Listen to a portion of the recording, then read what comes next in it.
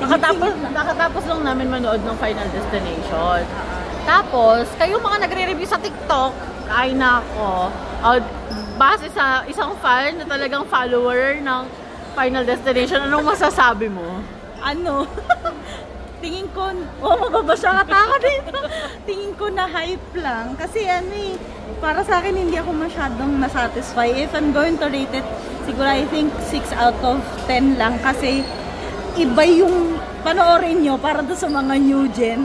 Panoorin nyo yung Final Destination before. Iba yung pagkaka-build up ng tension.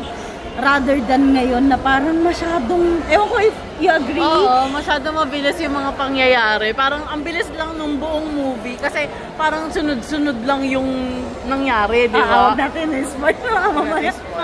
Pero comedy yung ending. Tangina. Grabe siya yung tawa sa ending. Galit na galit siguro yung mga nanonood dun kasi kakaiba yung reaction ko. Ewan ko kasi hindi ko pinapanood yung mga intense na scene, di ba? Kasi ayoko nga ng may mga ganun, may mga ganun.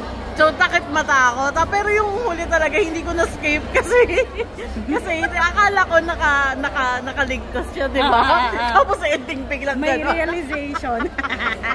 Pero yun nga, oo. Kunento ko kagad sa kanya right after namin napanood na may hinahanap ako na to a certain degree na build up ng tension na mas intense, kaya siguro hindi ako na-satisfy kasi panoorin nyo if mga new gen kayo tapos gusto ninyong i-compare, di ba yung pinakita ko sa'yo kanina, yung Candice death ni Candice, hindi ko maalala anong part ng Final Destination yon. Pero try nyong panoorin. Iba talaga yung dating Final Destination. Di naman ako nambabasa, walang ganun. Iba lang. Siguro iba yung approach nung ngayon. Oo, siguro nga. Na lang ako kasi ang bilis lang talaga nung facing. Parang, tapos ang bilis ng pagkamatay. Parang hate ko pa na ang bilis ng pagkamatay. Ang bilis ng pagkamatay. May inaasahan ka pa. Tsaka hindi siya ganun kabrutal. Para sa akin. Ayan. Doon sa mga mahihilig ng mga war scenes, ay nako. Kasi ako hindi talagang lang yan, tawag dito. Na-curious lang din ako kasi di ba hype nga siya. Tapos nakikita natin yung mga comment na kesyo parang sobrang praised nung mga pangyayari. Pero yun nga, parang yung mga regular na siya. Doon hindi ko nakikita yung mga scene kapag yung kagaya yun doon sa truck ng basura. Hindi ko siya nakita pero nakita ko hawak na lang ni Stephanie yung kamay niya. Tapos yun dun sa may MRI, nakita ko yung bandang paano na nung kakainin na yung isa nung tapos yung isa yun nangyari na nga. Tapos ano pa ba, yung dun sa tatay nila, yung kay Howard, hindi ko masyadong tinignan kasi alam ko na ang dami nangyari di ba? Ramdam mo. Ramdam mo na. Pero yun nga, yung ending niya talaga yung nagpasaya sa akin. Oo, tuwan-tuwa siya nung ending. Naging comedy talaga. Nakakaloka. Siguro yung mga ibang nanonood, nawiwirduhan. Kasi yung reaction ko, hindi yung reaction na usual na typical reaction. Ay, ulo, parang ganun. Ganito. Wala, hindi ka ganun eh. Tumawa ka eh. Comedy talaga siya for me. Ayun, tapos syempre may mga trademark doon si Final Destination na pinakita, lalo na yung huli, yung sikat na wag na natin sabihin. Kayo na lang maghusga. Pero in fairness, ang nakakatuwa yung yung story niya, yung simula, yung mga nangyari, lahat ng setting yung una.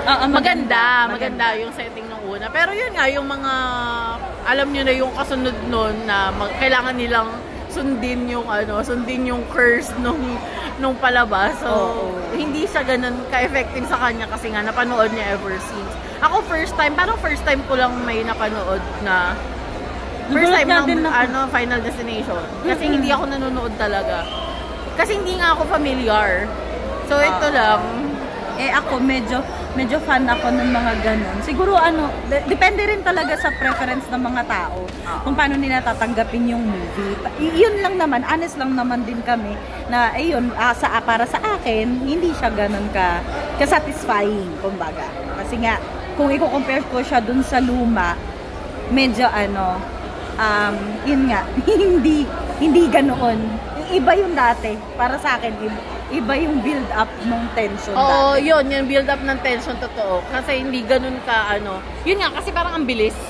Diba? Hindi kagaya yung pinanood mo sa akin kanina na sobrang ang dami munang nangyari, tas ang dami munang pa-excite or parang beaten factor bago nangyari yung mga dapat mangyari. So hindi nga siya ganun. Tas nung nangyari, inano na siya, gumano na siya. Kasi ang brutal niya. Tawan-tawa ako kanina kasi kada may mangyayari, nakaganon muna ako. Tapos unti-unti ko lang inaangat yung mata ko. Okay, tapos na. Next. Sayang yung bayad. Sorry, hindi ako nanonood ng mga ganun eh. Pati sa horror, di ba yung nanonood tayo ng horror yung Korean nakaraan taon? Ay, talaga? Oo, nagtatakip ako ng mukha. Oo. Talaga? Parang hindi naman. Medyo ako sa mga gulat factor. Nauunahan ko ng ganon bago ko panood. Bago panood. So story-based lang ako, hindi ako yun dun sa mga effects. More on ganon. Pero sa horror, okay naman yung effects niya. Oo. Mas ngayon, syempre Mas advanced na eh, hindi nakagaya dati. So, naalala ko na naman kung paano yung nagkabali-bali yung katawan ni Kyle. Diba? Pero siya brutal siya. Hindi siya kaya pinanood ko sa kanya. Kasi gusto ko sana na parang ma-compare niya, ma-compare. Baka kasi sabihin niya, masyado naman mataas yung preference ko when it comes to dun sa pagkaka-brutal nung scene. Pero iba kasi talaga. So sabi ko nga panoorin niya, iba yung mga nililaser yung mata, yun yung mga dati eh. Yung roller coaster, yun eh. Yung mga nagbibigay talaga siya ng trauma dati. Ngayon, hindi eh. Mababash talaga. Masyado mataas standard neto na nagre-review na to, sasabihin nila. Pero yun, kasi kaya hindi ko nga tinitignan. Di ba sabi ko sa'yo, parang nararamdaman ko kasi.